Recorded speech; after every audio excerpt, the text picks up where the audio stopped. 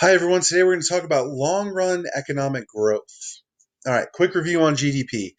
GDP measures the size of the economic pie.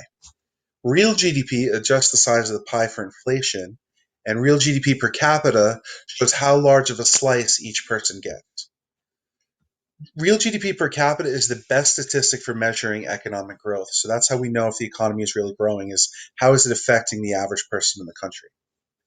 So this is what we want. Overall, we want slow, steady growth of GDP over the years. There's going to be some fluctuations, there'll be downturns, but we hope that the overall trend is constant growth of the economy. How long does it take an economy to double? Well, there's a formula that we use called the rule of 70.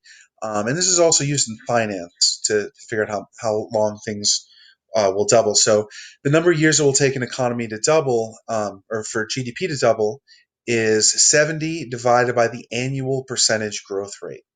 They might ask you that question on the AP exam, so just in case, there it is, the rule of 70. So what causes growth? Productivity, productivity, productivity. That's what it's all about. It's being more productive will cause economic growth. So productivity is increasing output per worker. So increasing productivity is the only way to have sustained real economic growth. There's fluctuations in the economy, and there's real economic growth, and real economic growth comes from increased productivity. So increased productivity can come from human capital, people, being more productive.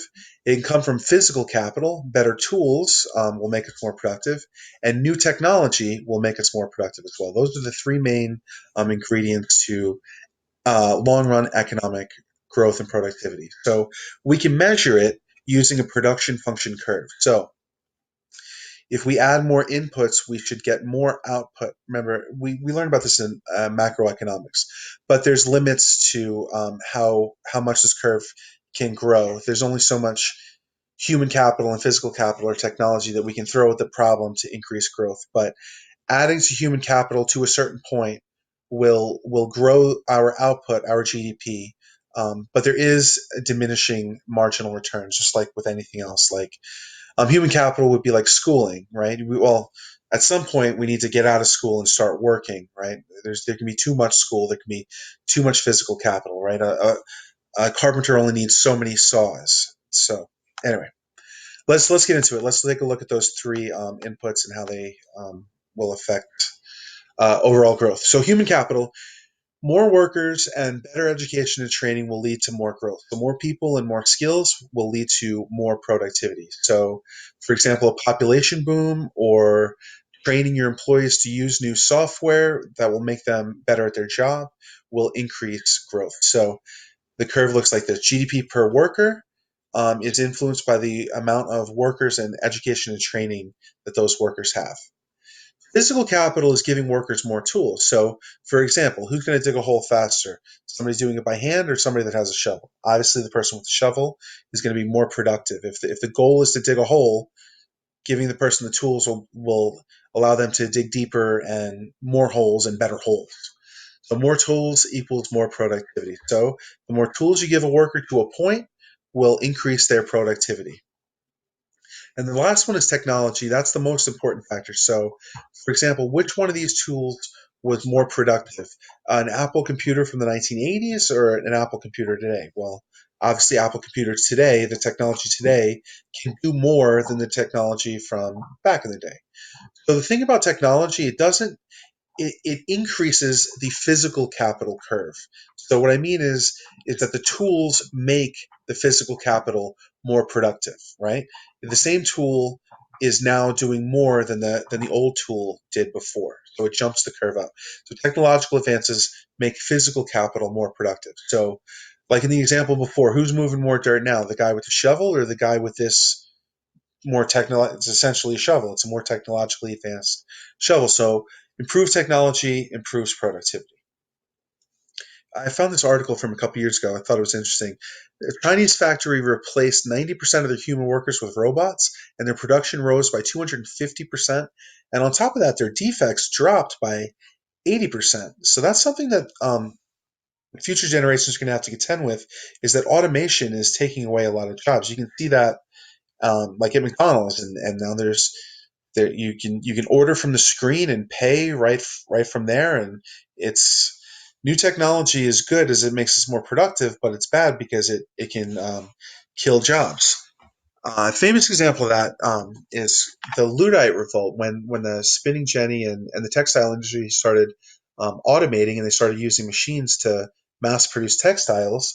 People that had spent their whole life learning how to run looms and make textiles the slow way by hand were out of a job, and so they were called Luddites, and they started like trying to start a revolution. They would break into these factories and bust up the machines and stuff, but calling somebody a Luddite now is like an insult. It's like you're against progress, right? We're better off today having cheaper clothes, and eventually society moved on from those jobs that we no longer needed.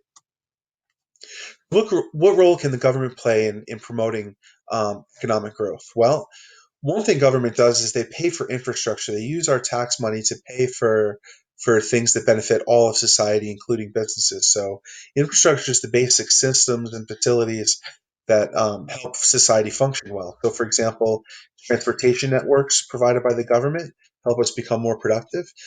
Communication satellites, for example, that our cell phones and computers rely on, water lines, right? Sewage lines, clean water in, dirty water out, provided by the government. Electricity is obviously super important for being productive. It's something that we can't do without.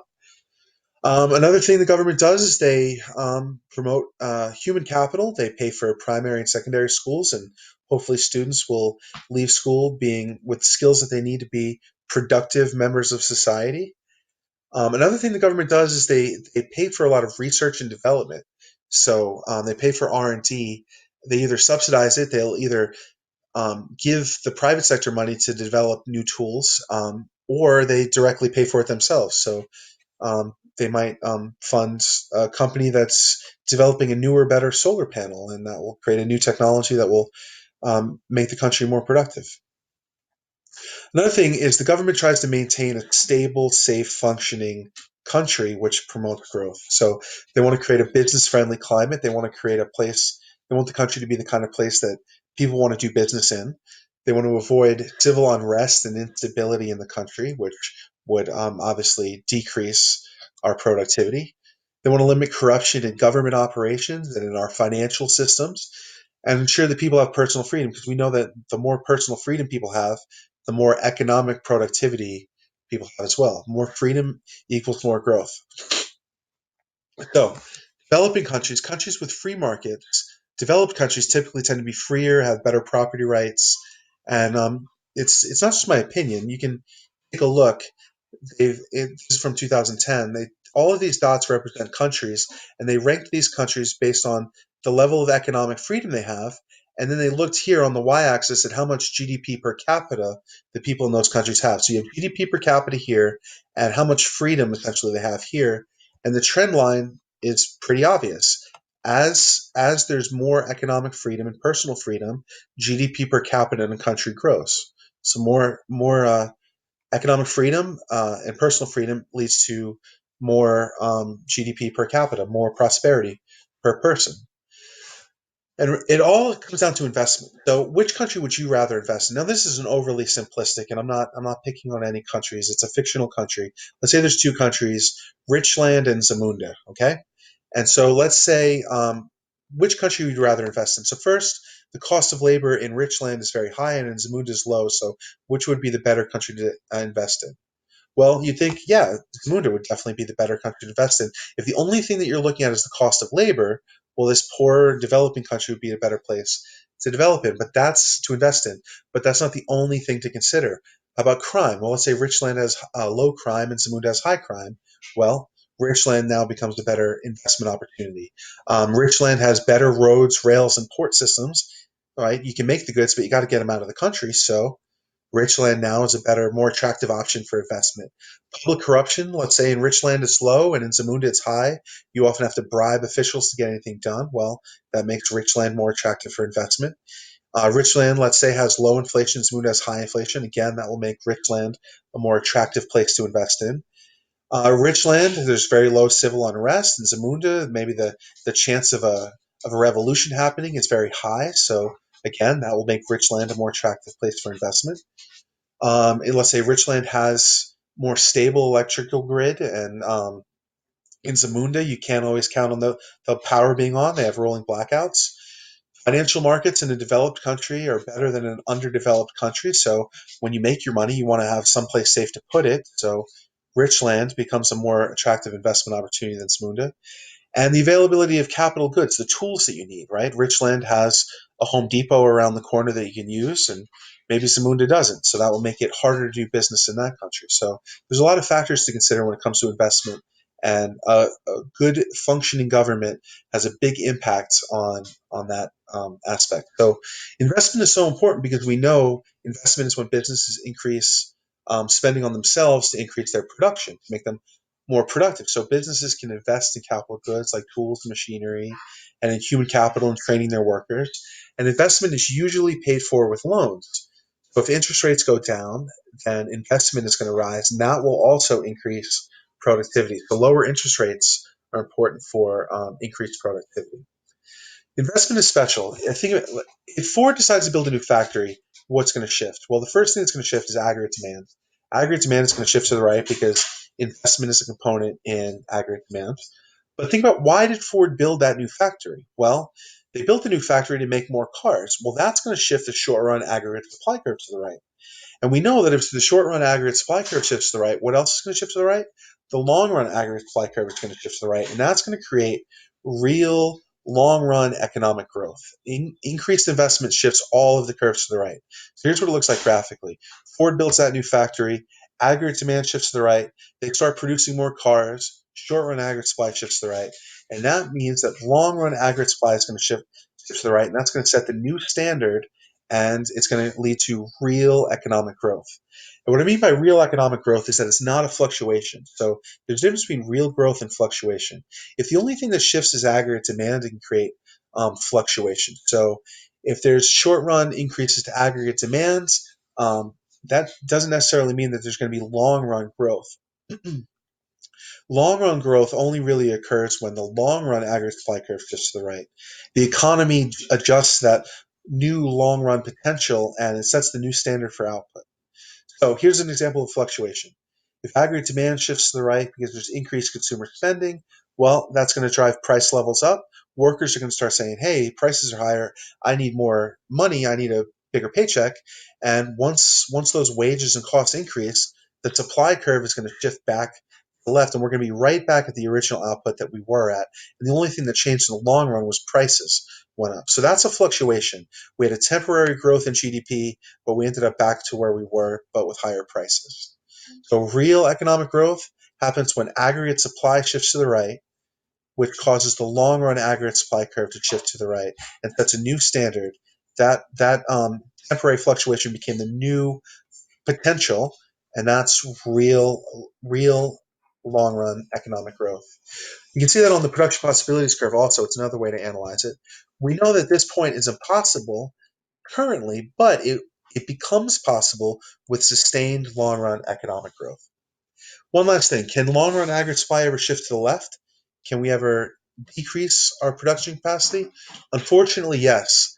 In order for the long run aggregate supply curve to shift to the left, something extremely bad would have to happen to a country. For example, war, especially civil war. The blowing up of factories in a country will devastate a country's potential for production. Plague, famine, mass immigration, etc. All of those things will wipe out a workforce and make a country less productive.